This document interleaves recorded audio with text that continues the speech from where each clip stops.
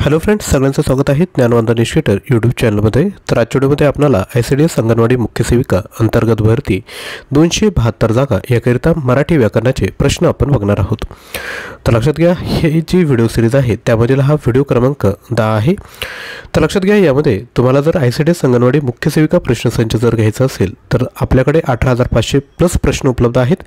Price आहे फक्त 249 रुपये। ही मटेरियल विद्यार्थी मित्रांनो आपण घेऊ शकता। याविषयी अधिकची माहिती आपण व्हिडिओच्या शेवटी मी तुम्हाला देणार आहे। तर व्हिडिओला सुरुवात करूया। तर सर्वात पहिला प्रश्न आहे, कवीने लगेच एक छानशी कविता लिहिली। या वाक्यातील कवीने हा शब्द वाक्याचे डॅश आहे। ऑप्शन आहे विधेय, उद्देश्य, विधेय विस्तार की उद्देश्य विस्तार।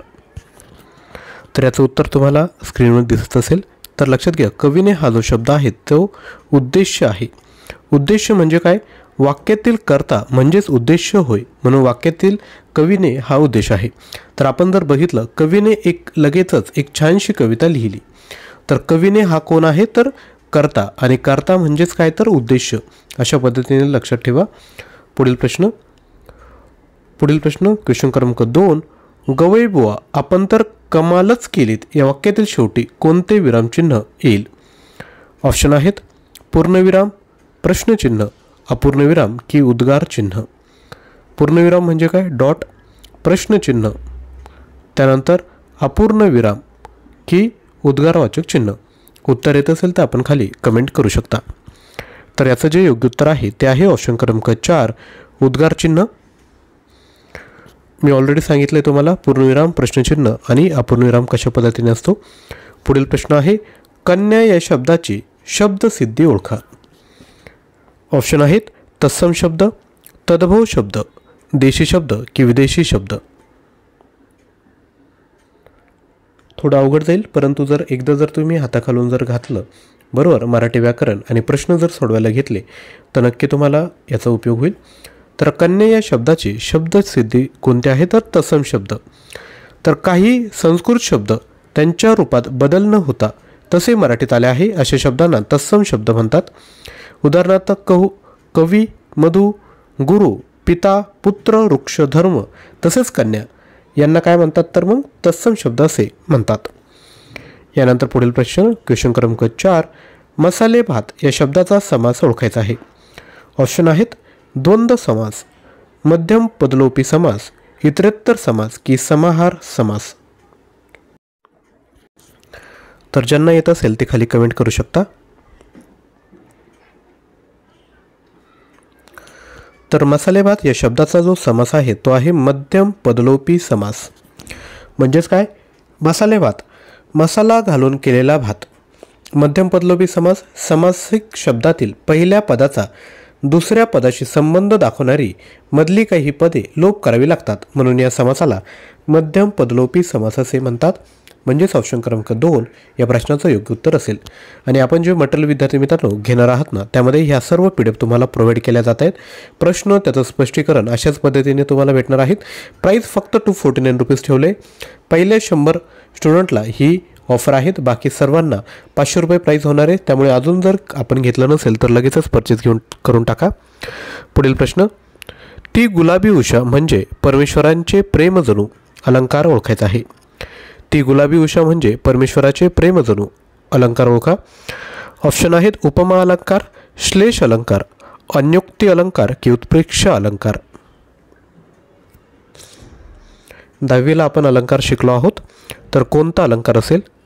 ती गुलाबी उषा म्हणजे परमेश्वरांचे प्रेमजनू, तर उत्प्रेक्ष अलंकार आहे। ऑप्शन क्रमांक 4 योग्य उत्तर असेल। पुढील प्रश्न क्वेश्चन क्रमांक 6, जोडाक्षर म्हणजे काय? 2 किंवा व्यंजने प्लस स्वर, अक्ष प्लस स्वर, स्वर प्लस व्यंजन की व्यंजन प्लस व्यंजन। तर जोडाक्षर म्हणजे काय? तर 2 किंवा व्यंजने प्लस स्वर। ज्या अक्षरात 2 किंवा व्यंजने प्रथम एकत्र येऊन शेवटी त्यात एक स्वर मिसळतो त्यास जोडाक्षर असे म्हणतात। म्हणजेच ऑप्शन क्रमांक 1 या प्रश्नाचं योग्य उत्तर असेल। आणि आपल्या मटेरियलमध्ये तुम्हाला मराठी व्याकरणाचे प्रश्न आणि नोट्स हे सुद्धा भेटणार आहे। पुढील प्रश्न, खालीलपैकी कोणत्या शब्दात व्यंजन संधी साधली आहे? ऑप्शन आहे दुरात्मा, कवीश्वर, सज्जन की गणेश। तर खालीलपैकी कोणत्या शब्दात व्यंजन संधी साधली आहे? योग्य उत्तर आहे ऑप्शन क्रमांक 3 सज्जन. तर सज्जनची फोड या ठिकाणी आपण आपल्या स्क्रीनवर बघू शकता. पुढील प्रश्न बघायचा आहे त्यापूर्वी छोटीशी रिक्वेस्ट, व्हिडिओ जर आवडला असेल तर एक लाईक विद्यार्थी मित्रांनो करायचं आहे आणि ज्यांना शक्य असेल त्यांनी कमेंटमध्ये थँक्यू देखील म्हणायचं आहे. छोटीशी ॲक्टिव्हिटी आहेत परंतु याने आम्हाला मोटिवेशन भेटतं की असंच कंटेंट आपल्यापर्यंत पोहोचवलं पाहिजे. तर एक लाईक, शेअर आणि खाली थँक्यू कमेंट करा. पुढील प्रश्न, जोडाक्षरांची अयोग्य फोड ओळखायची आहे.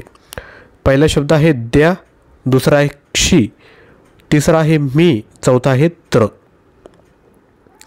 तर जोडाक्षराची अयोग्य फोड कोणती असेल? तर पहिली जी फोड आहे ती चुकीची आहे. त्याची जी योग्य फोड आहे ती अशा पद्धतीने असेल द प्लस य प्लस आ.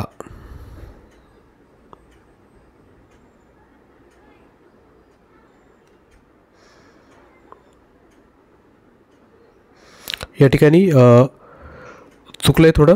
याची जी फोड आहे ती अशा पद्धतीने नसणार आहे. ज्यांना उत्तर येत असेल ते खाली कमेंट करू शकता की द्या याची जी अचूक फोड आहे ती कशा पद्धतीने असेल. पुढील प्रश्न बघूयात. क्वेश्चन क्रमांक 9, देवघर या शब्दाचे लिंग ओळखायचे आहे.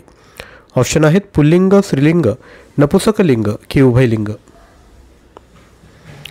तर देवघर या शब्दाचं लिंग ओळखायचं आहे. तर लक्षात घ्या, ते देवघर, ते आलं म्हणजे काय? नपुंसकलिंग, बरोबर. त्यामुळे ऑप्शन क्रमांक 3 योग्य उत्तर असेल. पुल्लिंग म्हणजे काय? तोचा उपयोग केला जातो, तो मुलगा. स्त्रीलिंगमध्ये काय? ती मुलगी, बरोबर. अशा पद्धतीने आपण ओळखत असतो लिंग. पुढील प्रश्न क्वेश्चन क्रमांक 10, सन्निहित भूतकाळ असलेल्या वाक्याचा पुढील पर्यायातून शोध घ्या. ऑप्शन 1 आहे सूर्य रोज उगवतो. ऑप्शन 2 मी उठतो तोच तुम्ही पसारा. 3 तो नेहमीच खरे बोलतो. 4 ती उद्या सकाळी जात आहे. तर सन्निहित भूतकाळ असलेला योग्य पर्याय कोणता असेल? तर याचं योग्य उत्तर आहे ऑप्शन क्रमांक 2 मी उठतो तोच तुम्ही पसरा. म्हणजे काय? लगतचा भूतकाळ सांगताना संहित भूतकाळ वापरतात. यानंतर पुढील प्रश्न, सूर्य मावळत आहे या वाक्याचे पूर्ण भविष्यकाळात रूपांतर करा. सूर्य मावळेल, सूर्य मावळला, सूर्य मावळत असेल, सूर्य मावळलेला असेल. तर पूर्ण भविष्यकाळ कसं असेल? तर योग्य उत्तर आहे ऑप्शन क्रमांक 4 सूर्य मावळलेला असेल. सूर्य मावळेल साधा भविष्यकाळ, सूर्य मावळला साधा भूतकाळ, सूर्य मावळत असेल अपूर्ण भविष्यकाळ. यानंतर पुढील प्रश्न, खालीलपैकी मिश्र वाक्य ओळखा. पहिलं वाक्य आहे दिवस संपल्यानंतर दुःखही विसरले जाईल. दुसरं वाक्य आहे दिवस सरले जातील आणि दुःख विसरले जाईल. तिसरं विधान आहे दुःख विसरण्यासाठी दिवस जावे लागतात. आणि चौथं विधान आहे जसे दिवस सरतील तसे दुःख विसरले जाईल. तर मिश्र वाक्य ओळखायचं आहे. ज्यांना उत्तर येत असेल ते खाली कमेंट करू शकता. तर याचं जे योग्य उत्तर आहे ते आहे ऑप्शन क्रमांक 4 जसे दिवस सरतील तसे दुःख विसरले जाईल. जर दोन वाक्ये गौणत्वबोधक उभयनवी अवयवाने जोडले असतील तर मिश्र वाक्य तयार होते. यानंतर पुढील प्रश्न, होकारार्थी वाक्य ओळखायचं आहे. पहिलं विधान आहे त्याला इंग्रजी कळत नाही. दुसरं विधान मंजू गाणे गाणार आहे. तिसरं विधान वाह किती छान चित्र आहे. आणि 4 तू परत केव्हा येणार. तर याचं योग्य उत्तर आहे ऑप्शन क्रमांक 2 मंजू गाणे गाणार आहे. त्याला इंग्रजी कळत नाही हे नकारार्थी वाक्य आहे. वाह किती छान चित्र आहे हे उद्गारवाचक आहे. तर तू परत केव्हा येणार हे प्रश्नार्थक वाक्याचं उदाहरण या ठिकाणी आहे. पुढील प्रश्न, खालीलपैकी कोणता एक प्रयोगाचा मुख्य प्रकार नाही. ऑप्शन आहेत कर्मणी, भावे, कर्तरी की अभावे. तर याचं योग्य उत्तर आहे ऑप्शन क्रमांक 4 अभावे. कर्तरी प्रयोग म्हणजे काय? क्रियापद कर्त्याच्या लिंग वचन विभक्तीप्रमाणे बदलते. कर्मणी प्रयोग म्हणजे काय?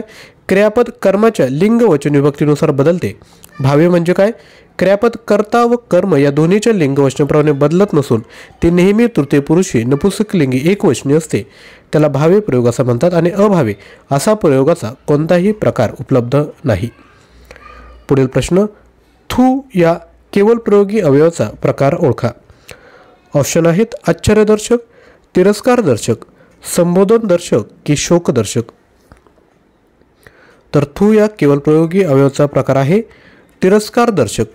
इतर तिरस्कारदर्शक केवळ प्रयोगी अवयव कोणकोणते आहेत? थिक, शी, ईश्य, हुडत, हुड, फूस, हत, छत आणि छी. तर अशा पद्धतीने आपण मराठी व्याकरणाची महत्त्वपूर्ण प्रश्न बघितले आहेत.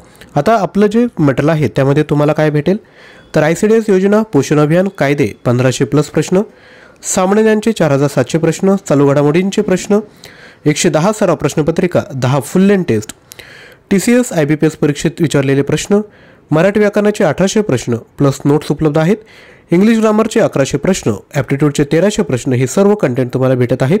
18,500+ प्रश्न, प्राईज आहे 249. 93 56 25 60 34 यावर पेमेंट करून याच क्रमांकावर स्क्रीनशॉट शेअर करायचा आहे.